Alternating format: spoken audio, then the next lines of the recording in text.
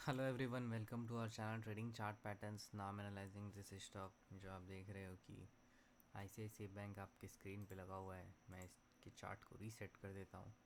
अगर आप नॉर्मली देखोगे तो आपको पता चलेगा कि ये इस स्टॉक का हाई है और ये एक स्विंग अदर हाई है। ठीक है, इसी हाई से हाई को जोड़ के मैंने ऊपर लाइन खींच दी। अब इस लो को खींच के मैं एक और लाइन खींच देता हूँ।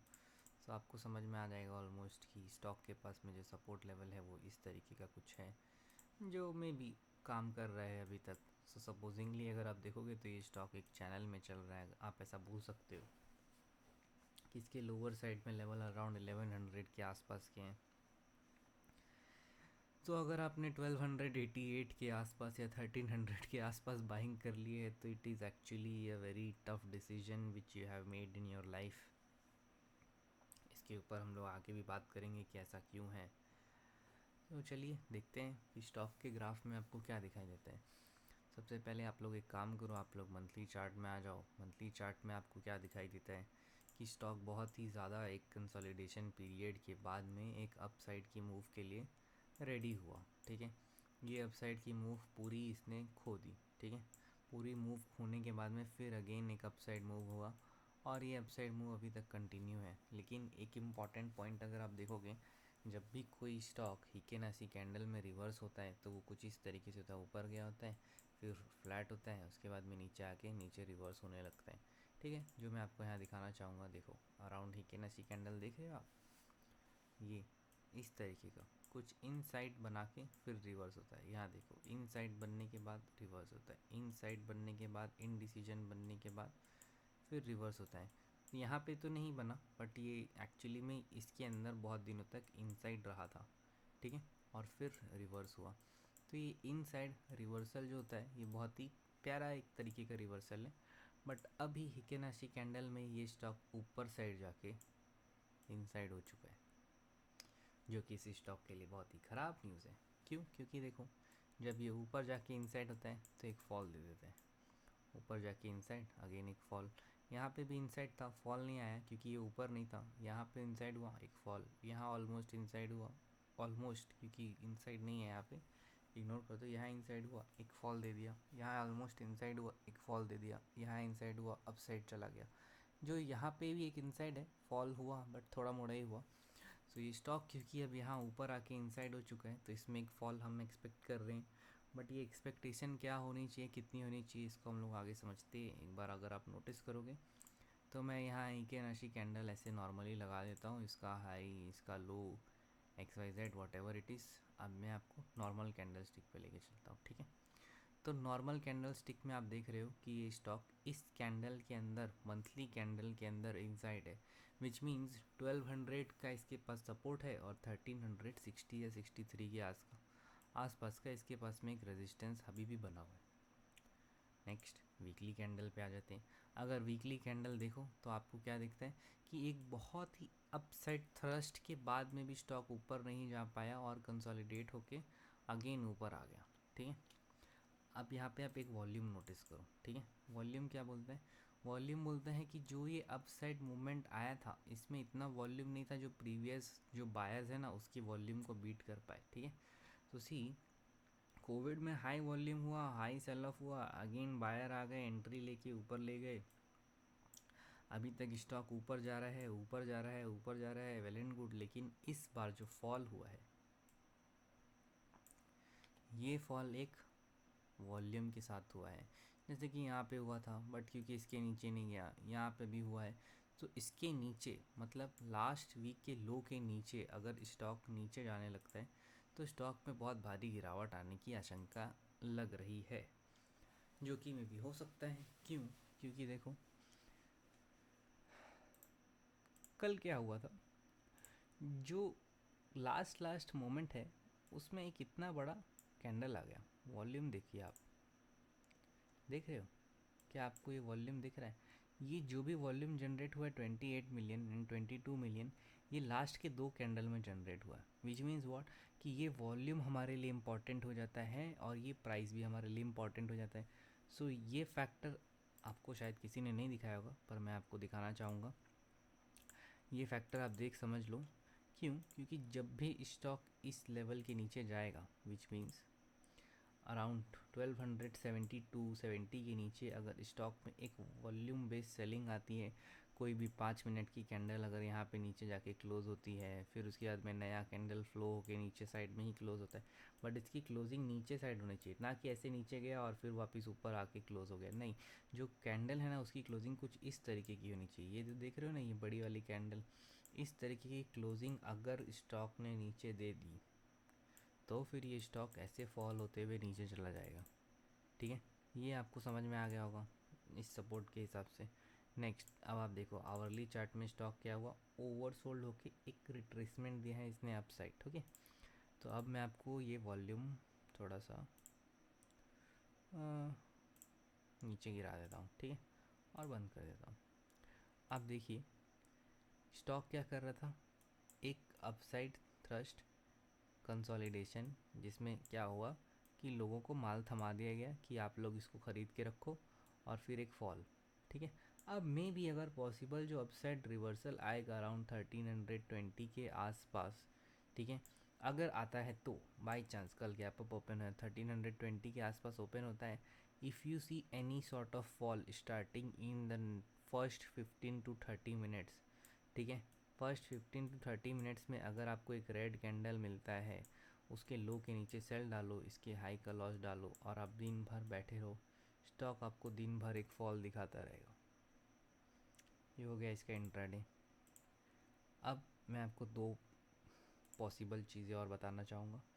देखो क्योंकि मैं ईएमए बेस्ड ट्रेडर हूँ, मुझे ईएमए ट्रेड करना पसंद है। देखिए जैसे देख रहे हो क्या, पहली बार ब्रेकडाउन हुआ 200 के नीचे गया, again retracement, sell sell sell sell, पहली बार 200 पे आया है, इतनी आसानी से ऊपर नहीं जाएगा।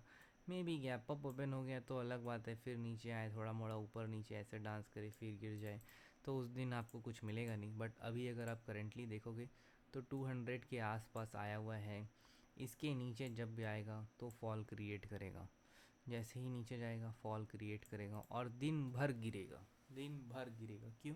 क्योंकि देखिए एक नॉर्मल चीज़ आपको नोटिस करनी पड़ेगी, क्या कि 2020 में स्टॉक का लो था 268 और करेंटली उसका प्राइस चल रहा है 1260। ठीक है, यहाँ अगर देखोगे तो स्टॉक का प्राइस 500 था, ऑलमोस्ट यहाँ पे हो चुका है 1288, विच मीन्स 5 साल में स्टॉक ने अपने हाईएस्ट प्राइस को भी डबल कर दिया। जो पिछले 5 साल में उसका हाईएस्ट प्राइस हुआ करता था उसको डबल कर दिया, और उसके ऊपर भी 20% रिटर्न दे दिया। सो इतने एडवांस जो रिटर्न्स आईसीआईसीआई बैंक दे रहा है वो उसके क्या कहते हैं फाइनेंशियल्स में दिखाई नहीं देते हैं। स्टॉक के पास में जो मेजर लेवल है वो यही है। ठीक है, इस वीक के ऊपर जब तक नहीं निकलेगा तब तक ये बाई नहीं है, और जब तक ये इस वीक के ऊपर नहीं निकलेगा तब तक क्योंकि बाई नहीं है, तो इसका मतलब क्या है कि तब तक सेल है। ऑब्वियसली आपको ये बात समझ में आ गई होगी। अब मैं आपको एक फिबोनाची लेवल दिखाता हूँ। ठीक है, नॉर्मली देखो, राइट क्लिक रीसेट, हमेशा याद रखो ट्रेडिंग व्यू का पहला नियम राइट क्लिक रीसेट। क्या? Right click reset. तो ऐसे अगर आपने ये करके रखा है वो करके रखा है, ऐसे कहीं भी चार्ट करके रखा है राइट क्लिक रीसेट, जब आप राइट क्लिक रीसेट कर लोगे आपको समझ में आ जाएगा कि जो मैं देख रहा हूँ बड़ा ट्रेडर भी वही देख रहा होगा। ठीक है, देखिए क्या है इम्पोर्टेंट लेवल क्या होना चाहिए। यहाँ आप लोग अगर बता दो इम्पोर्टेंट लेवल क्या होना चाहिए, ना ही इम्पोर्टेंट लेवल ये है, ना ये है, ना ये है, इम्पोर्टेंट लेवल ये है। क्यों है ये इम्पोर्टेंट लेवल बताओ? क्योंकि यहाँ से ही स्टॉक ने एक फॉल दिया है मेजर, तो ये रेजिस्टेंस हुआ करता था जहाँ से स्टॉक 15% 10% गिर गया। ठीक है, और अगर यहाँ पे ही रेजिस्टेंस था, स्टॉक ऊपर गया, ब्रेकआउट नहीं दिया उसने, आया इसने पहले सपोर्ट बनाया फिर उसके बाद ऊपर गया, तो अभी इसके पास में जो एक्चुअली में सपोर्ट है वो ये सारा कोई सपोर्ट नहीं है, ये कोई सपोर्ट नहीं है, सपोर्ट लेवल ये है।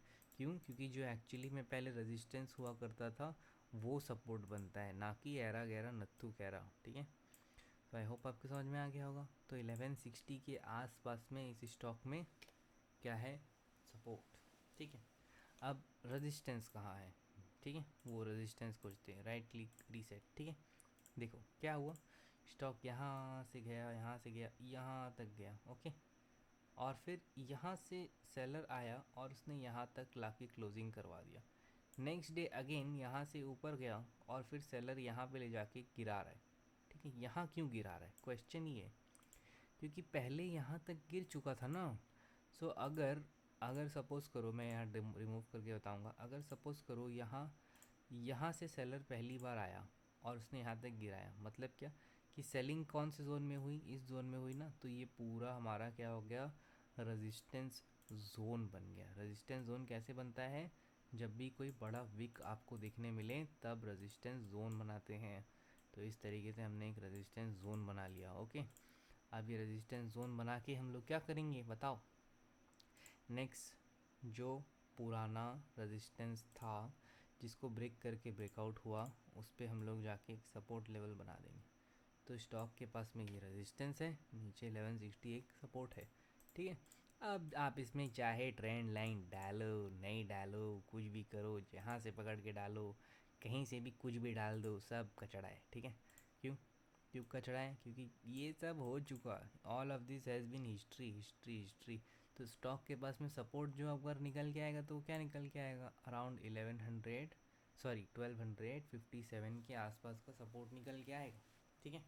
ट्रेंड लाइन बेस्ड सपोर्ट जिसको हम लोग बोलते हैं, ठीक है, कि ट्रेंड लाइन बेस्ड सपोर्ट। क्यों, देखो गया लाइन चार्ट में ऐसे गया, फिर यहाँ आया, फिर बाउंस किया, फिर यहाँ आया, फिर ऊपर गया, फिर यहाँ आया, फिर ऊपर गया। तो ये जो अप साइड अप साइड नीचे साइड हो रहा है ना, ठीक है, एक्चुअली में स्टॉक इस ट्रेंड लाइन पे चल रहा है, ठीक है। क्यों ट्रेंड लाइन पे चल रहा है, क्योंकि स्टॉक में एक्चुअली टिक डेटा हुआ करता था पहले भी, तो ट्रेंड लाइन इसी तरीके से है, इसी तरीके से। तो इस पे ये चल रहा है, इस पे चल रहा है, इस पे चल रहा है, इस पे चल रहा है। तो हम लोग थोड़ा सा एडिट करते हैं अपने कैंडल स्टिक के चार्ट पे, और फिर हम लोग जाके इसको ऐसे ट्रेंड लाइन के हिसाब से सेट कर देते हैं। सॉरी ट्रेंड लाइन नहीं, प्राइस जो लाइन चार्ट में मूवमेंट किया है उसके हिसाब से हम लोग सेट करते हैं, ठीक है। तो अगर उस हिसाब से सेट करोगे तो हल्का हल्का इस तरीके से हो जाएगा, ठीक है, कि यहाँ से रेजिस्टेंस बनाया, फिर ऊपर चला, नीचे गिर गया था, फिर वही से ऊपर जा रहा है। तो इस तरीके का कुछ आपको देखने को मिलेगा ICICI बैंक में। तो हमारा क्या यहाँ पे रेजिस्टेंस जोन बन जाएगा, फिर हमारा रेजिस्टेंस जोन कुछ इस तरीके का बन जाएगा जो आप देख के समझ पा रहे हो, ठीक है। तो ये हमारा रेजिस्टेंस जोन है, ओके। जो कि अब क्या होगा, सपोर्ट का काम करेगा। जब भी स्टॉक नीचे आएगा तो यहाँ पे सपोर्ट लेने की कोशिश करेगा। बट एक्चुअली मैं बोल रहा हूँ कि स्टॉक बहुत ही ओवर प्राइस्ड है, ठीक है। क्यों ओवर प्राइस्ड है, अब आप मेरी बात को समझो, ठीक है। 2020 में 2020 में कौन सा स्टॉक सेक्टर लीडर हुआ करता था, सोचो। बैंक निफ्टी के सेक्टर का 2020 में लीडर कौन था, 2020 में बैंक निफ्टी के सेक्टर का लीडर था HDFC बैंक, ठीक है। ये HDFC बैंक लीडर था। 2020 के बाद कौन हो गया, सोचो, दिमाग लगाओ। SBI, ICICI बैंक, ठीक है। अब मैं आपको बताता हूँ SBI एक्चुअली में लीडर क्यों हो गया, रीज़न सुनो। 150 का भाव था लो कोविड में, 149.60 और 55 समथिंग।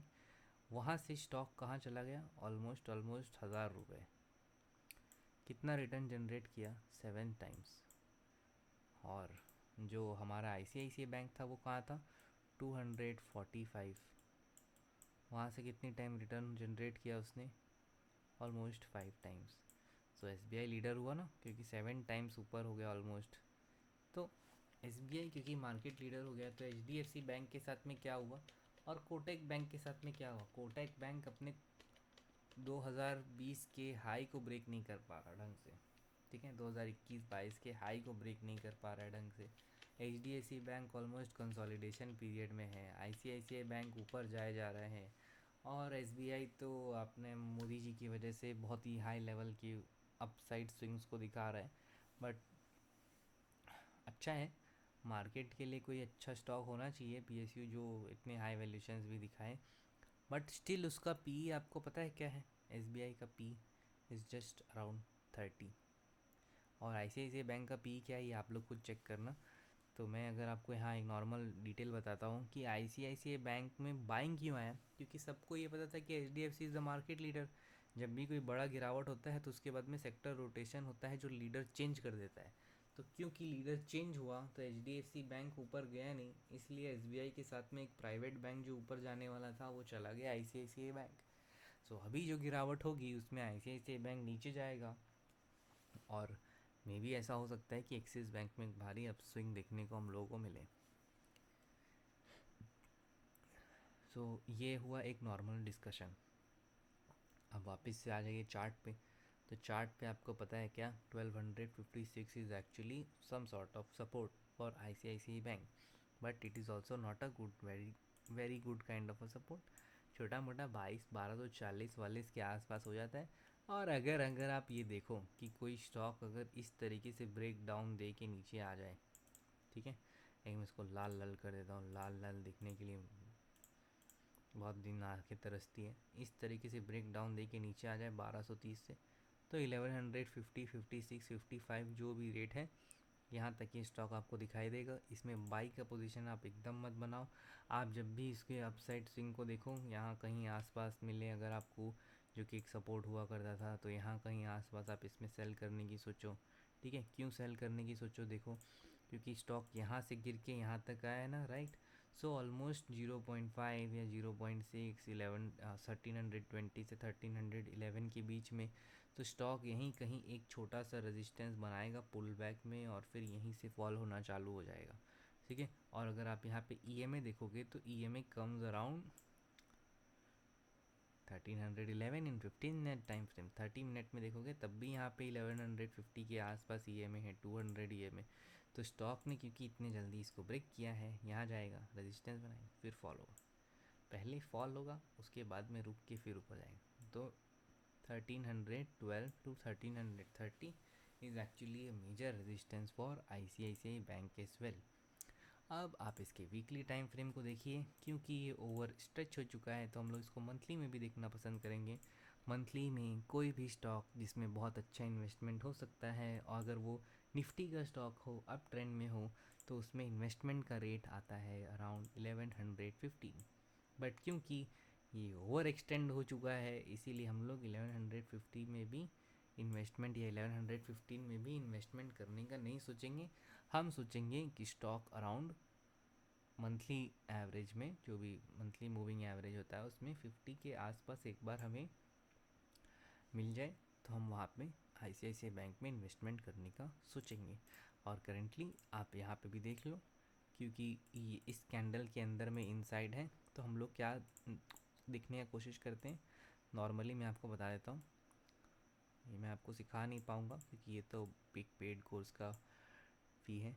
देखो इसके अंदर इनसाइड है, ठीक है, बहुत सारा इनसाइड है। तो कौन से टाइम फ्रेम में ऐसा है जो दूसरे टाइम फ्रेम के अंदर भी इनसाइड है, उसका ब्रेकआउट या ब्रेकडाउन इज़ वेरी इंपॉर्टेंट। ये रेजिस्टेंस काम करेगा, ये सपोर्ट का काम करेगा।